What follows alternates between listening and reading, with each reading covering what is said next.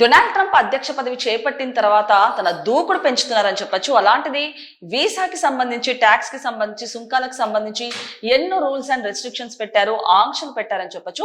ఈ నేపథ్యంలో మొన్నటి వరకు 25% వరకు ఉన్న సుంకాలు ఏకంగా 50% అయితే అయ్యాయని చెప్పొచ్చు. అలాంటిది ఈ సుంకాలు పెంచిన తర్వాత రత్నాభరణం మీద కానివ్వండి, లేకపోతే వస్త్రాలు కానివ్వండి, ఇలా అనేక వస్తువుల మీద భారీగా వేటు అయితే పడిందని చెప్పొచ్చు.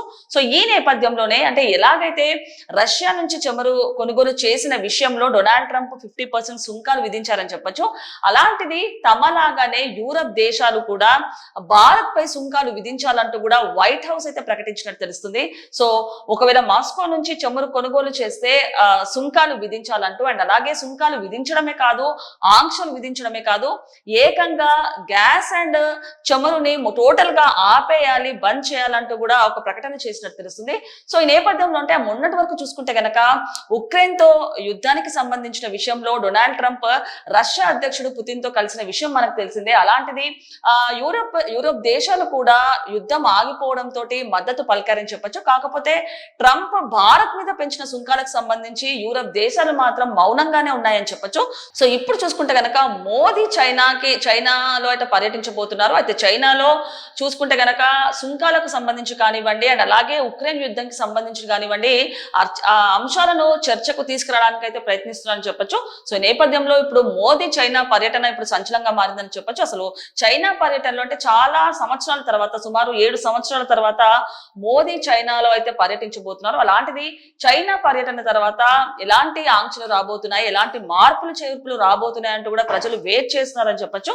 సో ఈ క్రమంలోనే సో ఇప్పుడు ఫైనల్ గా చూసుకుంటే గనక అమెరికా ఏ విధంగా 50% సుంకాలు పెట్టిందో అదే విధంగా యూరప్ దేశాలు కూడా పెట్టాలనే ఇప్పుడు చర్చ అయితే ఇప్పుడు సంచలనంగా మారిందని చెప్పొచ్చు.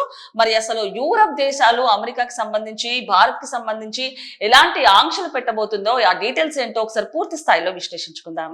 సో మరి చూడొచ్చు, భారత్ ను లక్ష్యంగా చేసుకోండి యూరప్ దేశాలను కోరిన వైట్ హౌస్. రష్యా నుంచి చమురు కొనుగోలు చేస్తున్నారనే కారణంతో అమెరికా అధ్యక్షుడు డొనాల్డ్ ట్రంప్ భారత్ పై భారీగా సుంకాల భారాన్ని మోపిన సంగతి తెలిసిందే. ప్రస్తుతం భారత్ దిగుమతులపై 50% టారిఫ్లు అమల్లో ఉన్నాయి. సో ఈ క్రమంలో మరో కీలక విషయం వెలుగులోకి వచ్చింది. తమలాగే భారత్ ను లక్ష్యంగా చేసుకోవాలని యూరప్ దేశాలను వైట్ హౌస్ కోరినట్టు తెలుస్తుంది. సో ఈ మేరకు పలు మీడియా కథనాలు కూడా వెలువడనిస్తున్నాయి. సో ఈ క్రమంలో చూసుకుంటే అంటే సుంకాలు చూసుకుంటే గనక మొన్నటి వరకు ఒక సెన్సేషన్ క్రియేట్ చేస్తుందని చెప్పొచ్చు. అంటే అమెరికా అధ్యక్షుడు డొనాల్డ్ ట్రంప్ ఈ డెసిషన్స్ అంటే ఏవైతే సుంకాల నిర్ణయాలు, అవకతవకల నిర్ణయాలు అయితే సంచలనంగా మారాయని చెప్పొచ్చు. అలాంటిది మొన్నటి వరకు 25% వరకు ఉన్న సుంకాలు ఏకంగా 50% చేయడం ఒక సంచలనంగా మారిందని చెప్పొచ్చు. సో మరి ఈ నేపథ్యంలోనే ఎలాగైతే యుఎస్ సుంకాలు విధిస్తుందో భారత్ పై, అదే విధంగా యూరప్ దేశాలు కూడా భారత్ పై సుంకాలు విధించాలంటూ కూడా వైట్ హౌస్ అయితే ఒక కీలక ప్రకటన చేసినట్టు తెలుస్తుంది. అంటే ఓ విధంగా చూసుకుంటే గనక మొన్నటి వరకు 50% పై సుంకాలు ఏదైతే ఉన్నాయో, రత్నాభరణాలు కానివ్వండి, వస్త్రాలు, ఇలాంటి అనేక వస్తువుల మీద అయితే వేటు పడినట్టు తెలుస్తుంది. అలాంటిది ఇప్పుడు యూరప్ దేశాలు కూడా భారత్ పై టార్గెట్ చేయాలి, భారత్ పై సుంకాలు విధించాలంటూ కూడా వైట్ హౌస్ అయితే ఒక వాళ్ళని రెస్ట్రిక్ట్ చేసినట్టు తెలుస్తుంది. సో నెక్స్ట్ చూసుకుంటే కనుక మాస్కో నుంచి చమురు కొనుగోలు చేయడం ఆపకపోతే యుఎస్ లాగానే భారత్ పై ద్వితీయ సుంకాలను విధించాలని ట్రంప్ యంత్రాంగం కోరినట్టు అధికార వర్గాలు తెలిపాయి. ఆంక్షలు విధించడంతో పాటు ఆ దేశం నుంచి చమురు, గ్యాస్ కొనుగోలు నిలిపివేయాలని కూడా కోరినట్టు వెల్లడించాయి. సో ఉక్రెయిన్ తో యుద్ధం ఆపే విషయంపై చర్చించేందుకు రష్యా అధ్యక్షుడు పుతిన్ తో ఇటీవల ట్రంప్ భేటీ అయిన విషయం తెలిసిందే. యుద్ధం ముగించేందుకు అగ్ర రాజ్యాధిపతి తీసుకుంటున్న చర్యలకు కొంతమంది యూరోపియన్ నాయకులు మద్దతు పలికినట్టు తెలుస్తుంది. సో భారత్ కు వ్యతిరేకంగా ట్రంప్ తీసుకున్న కఠిన నిర్ణయాలపై యూరోపియన్ దేశాలు మౌనంగా ఉన్నాయి. సో సుంకాలు విధించడానికి సమర్థించలేదు, అలా అని తప్పుబట్టలేదు. ఈ క్రమంలో భారత్ ను లక్ష్యంగా చేసుకోవాలని ట్రంప్ పరిపాలనాధికారులు కోరడం గమనార్హం. అలాంటిది రష్యా నుంచి చమురు కొనుగోలు చేసిన విషయంపై ట్రంప్ అయితే అమెరికా అయితే 50% సుంకాలు విధించిన విషయం మనకు తెలిసిందే.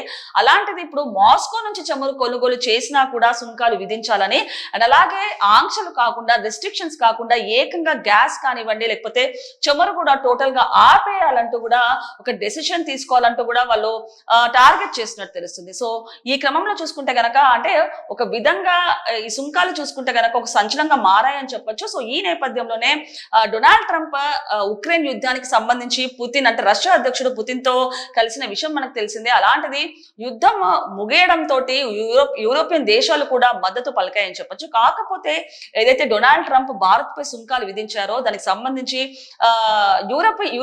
యూరోపియన్స్ మాత్రం కామ్ గానే ఉన్నారని చెప్పొచ్చు, మౌనంగానే ఉన్నారని చెప్పొచ్చు. అలాంటిది వాళ్ళు వ్యతిరేకంగా కాదు, లేకపోతే వాళ్ళని తప్పు పట్టడానికి లేదు, లేకపోతే వాళ్ళు మౌనంగా వ్యవహరిస్తున్నారని చెప్పొచ్చు. సో నెక్స్ట్ చూసుకుంటే కనుక ఇదిలా ఉండగా భారత్ ప్రధాని నరేంద్ర మోదీ ప్రస్తుతం చైనా పర్యటనలో ఉన్నారు. అక్కడ జరిగే షాంఘై సహకార సంస్థ వార్షిక శిఖరాగ్ర సదస్సులో ఆయన పాల్గొనున్నారు. భారత్ పై ట్రంప్ విధించిన సుంకాలు, ఉక్రెయిన్ తో రష్యా యుద్ధం వంటి కీలక విషయాలపై సదస్సులో చర్చకు వచ్చే అవకాశం ఉంది. సో చైనా అధ్యక్షుడు జింగ్ పింగ్, రష్యా అధినేత వ్లాదిమిర్ పుతిన్ తో కూడా మోదీ సమావేశం కానున్నారు. సో అలాంటిది ఇప్పుడు చూసుకుంటే గనక ప్రధాని మోదీ గారు చైనాలో కూడా పర్యటించున్నారు. సో ఏకంగా సుమారు 7 సంవత్సరాల తర్వాత చైనాలో కూడా మోదీ గారు పర్యటించున్నారు. అలాంటిది సుంకాల విషయం కానివ్వండి అండ్ అలాగే ఉక్రెయిన్ యుద్ధం గురించి కూడా చర్చించబోతున్నారంటూ కూడా వార్తలు అయితే వినిపిస్తున్నాయి. సో ఈ నేపథ్యంలో రష్యా అధ్యక్షుడు పుతిన్ అండ్ అలాగే ట్రంప్ కానివ్వండి వీళ్ళు ముగ్గురు కలిసి సమావేశం అయ్యే ఛాన్సెస్ కూడా ఉన్నాయంటూ కూడా వార్తలు అయితే వినిపిస్తున్నాయి. సో మరి చైనా అధ్యక్షుడితో కలిసిన తర్వాత ఎలాంటి మార్పులు చేర్పులు రాబోతున్నాయి అండ్ సుంకాలకు సంబంధించి అండ్ అలాగే ఉక్రెయిన్ యుద్ధానికి సంబంధించి ఎలాంటి చేంజెస్ రాబోతున్నాయో ఒకసారి వేచి చూడాల్సిందే. సో నేపథ్యంలో అంటే డొనాల్డ్ ట్రంప్ సుంకాలు కానివ్వండి వీసాస్ ఒక రెస్ట్రిక్షన్స్ పెడితే అంటే ఎవరైతే యూనివర్సిటీ క్లాసెస్ అటెండ్ అవ్వరో వాళ్ళకి వీసాలు క్యాన్సిల్ చేస్తామని అండ్ అలాగే ఏవైతే జాబ్స్ ఉన్నాయో సాఫ్ట్వేర్ పరంగా అవి ఫస్ట్ ప్రిఫరెన్స్ ఓన్లీ అమెరికన్స్ కే ఇవ్వాలి, ఇండియన్స్ కి ఇవ్వకూడదు అంటూ కూడా కొన్ని సంచలనమైన వ్యాఖ్యలు చేశారు. అండ్ షూటింగ్స్ కి సంబంధించి కూడా వేరే దేశాల్లో షూట్ చేసి ఒకవేళ యుఎస్ లో రిలీజ్ చేస్తే గనక 100% ట్యాక్స్ విధించాలంటూ కూడా ఆయన కొన్ని సంచలనమైన వ్యాఖ్యలు చేశారు. ఇలా అనేక రకాలమైన డెసిషన్స్ తీసుకుంటూ కూడా ట్రంప్ కొన్ని సంచలనాలు క్రియేట్ చేశారని చెప్పొచ్చు. సో మరి ఈ నేపథ్యంలో ఇప్పుడు ఫైనల్ గా చూసుకుంటే గనక సుంకాల విషయం కానివ్వండి లేకపోతే వీసా సంబంధించి కానివ్వండి ఇలాంటివి అయితే ఒక సంచలనంగా మారాయని చెప్పొచ్చు. సో డొనాల్డ్ ట్రంప్ ఏవైతే డెసిషన్స్ తీసుకుంటారో ఒక సంచలనం క్రియేట్ చేస్తే ఇప్పుడు చైనాలో మోదీ పర్యటన తర్వాత ఇలాంటి సుంకాలలో ఎలాంటి చేంజెస్ రాబోతున్నాయి అండ్ అలాగే ఉక్రెయిన్ యుద్ధానికి సంబంధించి ట్రంప్ కూడా పుతిన్ తో భేటీ అయిన విషయం మనకు తెలిసిందే. అలాంటిది యుద్ధం ముగించాలంటూ కూడా ట్రంప్ కొన్ని కీలకమైన వ్యాఖ్యలు చేశారు. దీనికి సంబంధించి యూరోప్ దేశాలు కూడా సపోర్ట్ చేశారని చెప్పొచ్చు. కాకపోతే ఇప్పుడు మోదీ చైనా అధ్యక్షుని కలవడం ఒక సంచలనంగా మారింది. సో కలిసిన తర్వాత ఎలాంటి చేంజెస్ వస్తాయి అనేది కూడా చాలా మంది ప్రజలు వెయిట్ చేస్తున్నటువంటి సంగతి.